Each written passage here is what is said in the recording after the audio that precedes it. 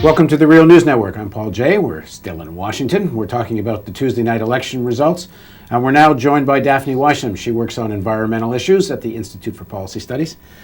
So, thanks for joining us. Thank you for having me. So, the Republicans have taken over the House, and the mood of the country is weird. What's this all mean for climate change issues and environmental issues? You have a situation where a lot of Americans over the last 2-3 years, and apparently in exit polls and this election, don't even believe there is climate change, never mind feel a sense of urgency about it. Yeah, I mean, I think if you were to sum up the outcome of the elections is that we have essentially a revved up Republican/Tea Party and a Democratic agenda that doesn't really represent real change when it comes to climate change, and yet that's what's being fought against.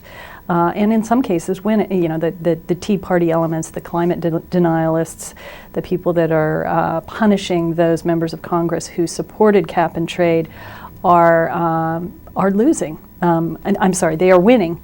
The ones that are punishing those who voted in favor of cap and trade are actually succeeding. Now you were no fan of cap and trade anyway. Mm-hmm. Is that part of the problem? Is one, the kind of policies that were presented, people didn't think they were so effective, and number two, there didn't seem to be any sense of urgency about all this coming from the administration. Well, I mean, yeah, absolutely. We were critical of cap and trade for not representing the kind of real lasting change that we needed to make to sufficiently address the climate crisis. And we're not alone. I mean, some of the leading climate scientists in the world hold the same opinions, such as NASA's James Hansen, that cap and trade with offsets was not the way to go.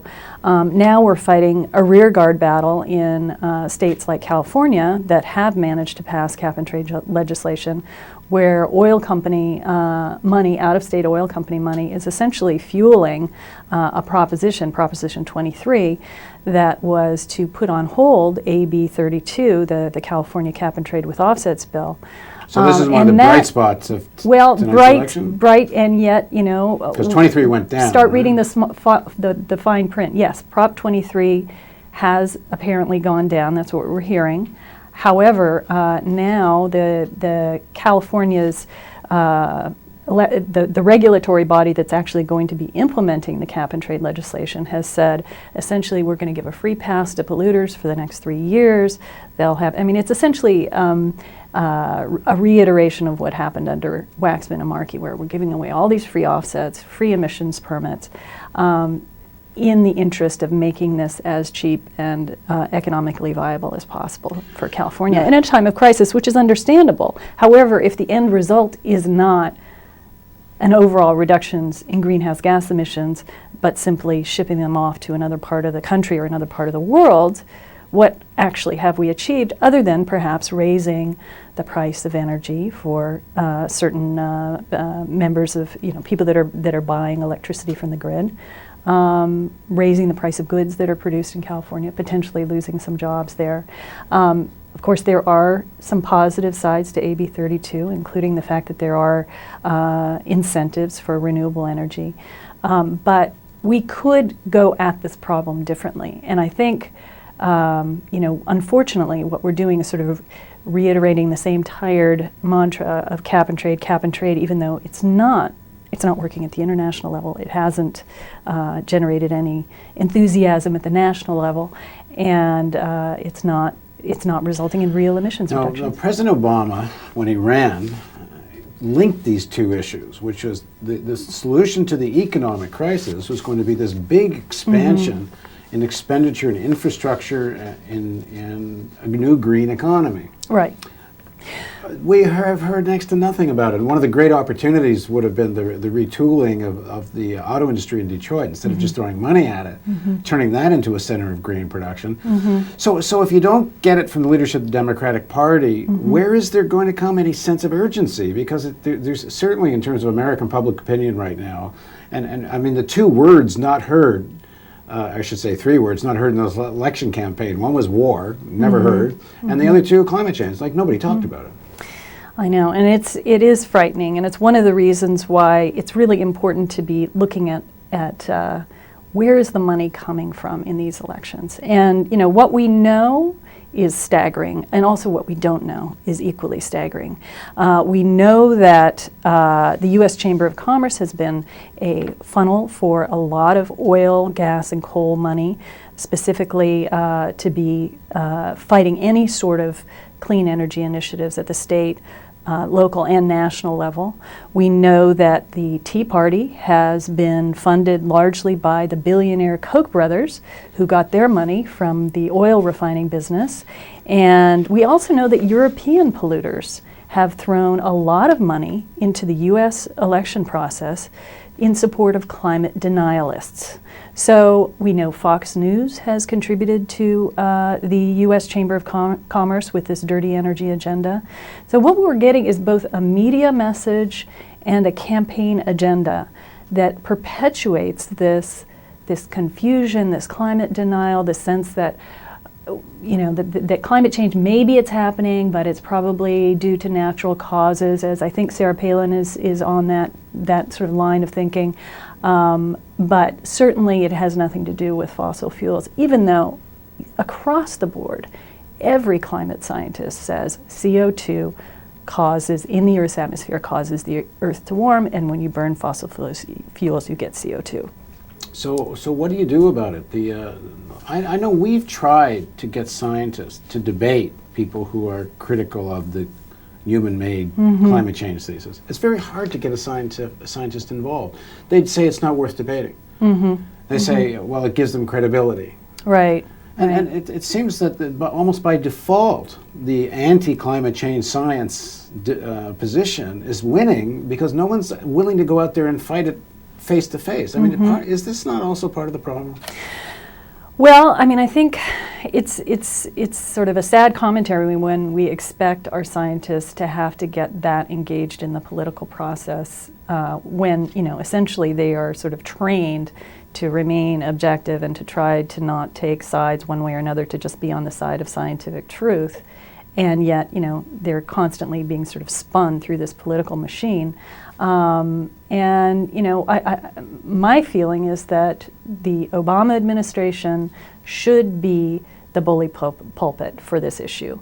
Obama has essentially deferred to Congress. Congress offered up a very watered down version of what he campaigned on, which was 100% auction, which is essentially like plus some way of redistributing that money back to the American people. Instead, what we got was all sorts of free giveaways to polluters and not enough redistributed to the people.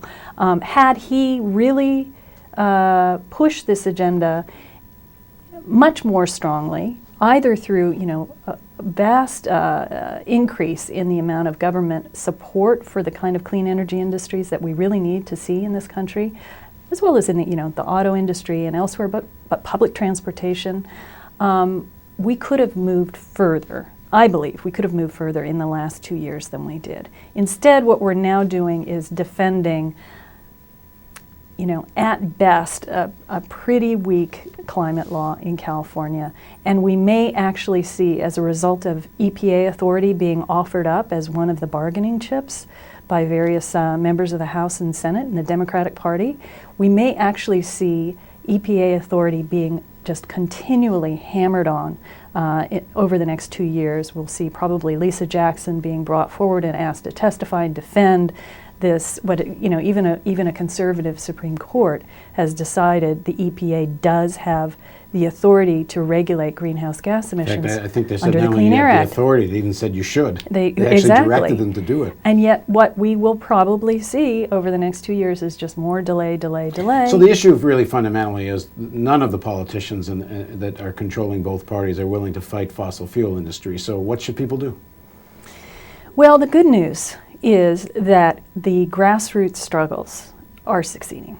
And they're coming from unexpected quarters, whether it's environmental justice movements basically saying we do not want an incinerator to qualify as a renewable energy option, which is something that was actually being put forward under the Waxman-Markey bill, or native people on Indian land saying no more coal mining and actually succeeding in some cases in terms of shutting down some of these coal mines. You've got the anti-fracking initiatives that are, excuse me, that are underway in the Northeast. People that are taking on this horrendous process of natural gas extraction that involves pumping all sorts of toxic chemicals into the groundwater. Right and left people are rising up and really, tackling this issue as a human right, the right to clean water, taking on corporations in their communities. Those kinds of efforts, as well as the Sierra Club has taken on coal-fired power plants across the country, and they've won just about every battle in terms of these new coal-fired power plants that were intended to go online. So my sense is that that's where we need to be putting our energy over the next 2 years. Continue, because the Chamber of Commerce can't possibly keep track of every single local and state initiative. Environmental justice struggles have they have the human face, the face of the people that are directly affected by these issues. That mobilizes people. And in the meantime, I think Obama could do a lot more with actual government investment in the clean energy jobs and siphon some of that military budget away from... I should have said that's the other unspoken words in this campaign, the military budget. Yeah, we don't talk about the military budget. We talk about climate security and military security, and even the Department of Defense is saying, look, the threat from climate change is far greater than the threat from terrorism, and yet, where's all of our money going? Thanks very much for joining us. Thank you. And thank you for joining us on the Real News Network.